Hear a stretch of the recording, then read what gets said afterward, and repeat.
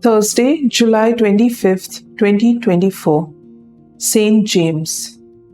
Focus. Whoever would be great among you must be your servant. Today, Saint Paul reveals a spiritual treasure, the evidence of God's glory in us. Clay jars are taken to be common, insignificant, and cheap.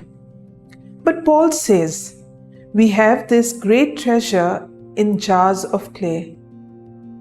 Should it not be kept in strong, gem-studded chests instead? Paul, however, explains that surpassing power belongs to God and not to us. The clay jars signify human weakness. We ought to accept our flaws so that the supremacy of God can be manifested in our lives. God's power and mercy are most visible when they transform a weak, selfish, frustrated, and broken person into a God-loving, Christ-believing, and resilient Christian.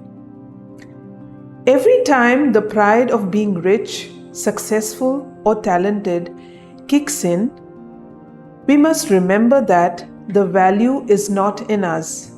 We are only clay jars. When we promote ourselves as great, we are diverting the focus from God and seeking attention for ourselves. Each one of us has been afflicted, perplexed, or persecuted at one time or another. Yet, because of this treasure we carry, we can neither be crushed nor driven to despair.